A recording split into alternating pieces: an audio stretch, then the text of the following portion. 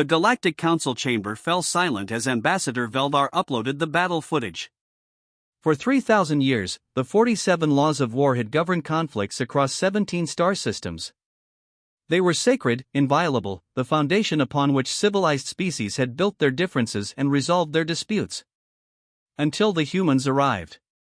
Commander Sarah Chen hadn't known about the laws when the Crothian armada surrounded Earth's colony on Proxima 7.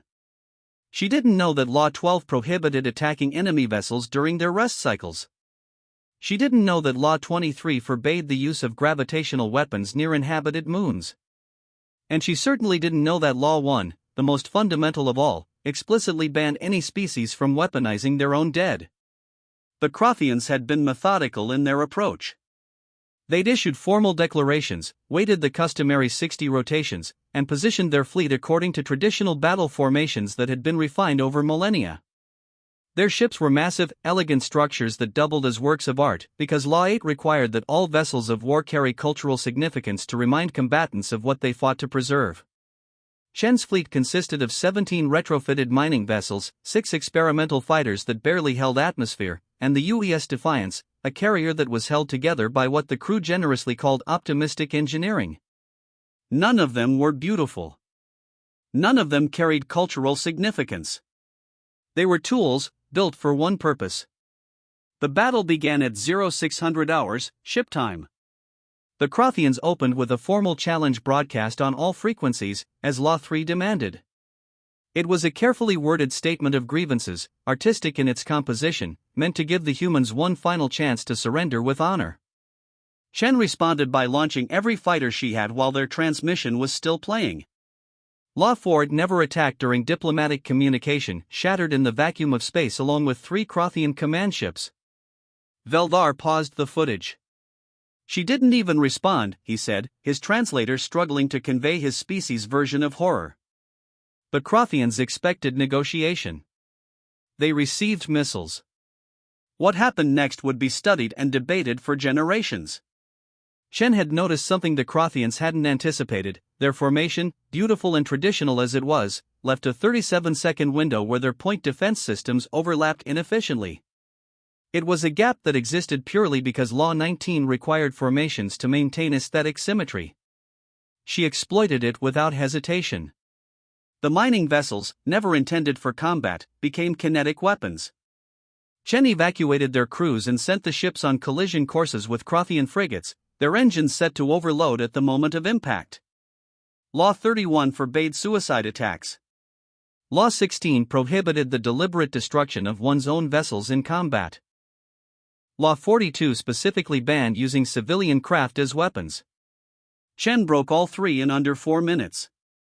But the worst was yet to come. When the Crothian fleet adapted and began targeting the human fighters with precision strikes, Chen did something that would haunt the galaxy's military theorists forever. She retrieved the bodies of fallen pilots, loaded them into torpedo tubes along with their fighters' power cores, and launched them at the enemy fleet. The explosions were catastrophic. Not because of their physical force, though that was considerable, but because of what they represented. Every species in the galaxy had a sacred relationship with their dead. The very first law, written before any other, before there were even laws numbered beyond 1, stated, "The dead are beyond war. They shall be honored by all sides." Chen had turned her casualties into ammunition. The Crothians, paralyzed by a horror deeper than fear, hesitated. In that hesitation, Chen pressed her advantage. She used gravitational weapons near Proxima VII's inhabited moon, Law 23 broken. She broadcast false surrender signals to lure enemy ships into kill zones, Law 11 shattered. She targeted the Crothian flagship's cultural shrine, the ornate forward section that housed artifacts from their homeworld, Law 8 obliterated. The battle lasted 6 hours.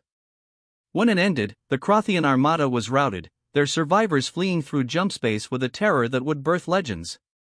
Chen had lost 70% of her forces, but Proxima 7 remained in human hands. The Galactic Council watched the footage in complete silence. Then came the votes. 47 violations. 47 guilty verdicts. The humans would face sanctions, isolation, possible military intervention. But then Ambassador Lu stood, the first human to address the full council. She was old, her gray hair pulled back severely, her eyes carrying the weight of Earth's long history of survival. "We didn't know your laws," she said simply. "We were fighting for our lives against an enemy that had numbers, technology, and position." Commander Chen used what she had. She won. "The laws exist for a reason," Veldar countered. "Without them, we're no better than animals?" Lu interrupted. "Barbarians? That's what you think of us, isn't it?" She gestured at the frozen image of Chen's fleet. "You've had 3,000 years of peace built on these laws. Earth has had 3,000 years of continuous warfare. We've broken every rule we ever made, then made new ones, then broken those too. We've survived ice ages, world wars, plagues, and nuclear fire. We didn't survive by fighting fair. We survived by fighting." The council chamber erupted in debate. Some species called for humanity's expulsion from civilized space. Others, particularly the younger species who remembered their own bloody histories, remained quiet. In the end, the council reached a compromise that satisfied no one. Humanity would be sanctioned, yes, but they would also be studied. Because Chen's tactics, horrific as they were, had raised an uncomfortable question: what happened when a species encountered an enemy that didn't care about the laws? What happened when survival trumped honor? The 47 laws of war remained in place. But now there was an appendix, a footnote that every military academy in the galaxy was forced to teach: exception clause, human protocols. It detailed everything Chen had done, not as a blueprint, but as a warning. As for Commander Sarah Chen, she received no medals, no commendations. The Galactic Council demanded her prosecution. Earth refused. She lived out her days on Proxima 7, the colony she'd saved, working in a garden she'd planted herself. Sometimes, late at night, survivors of the battle would visit her. They never spoke much. But they understood what the council never would: laws were made by those who could afford them. Survival belonged to those who couldn't.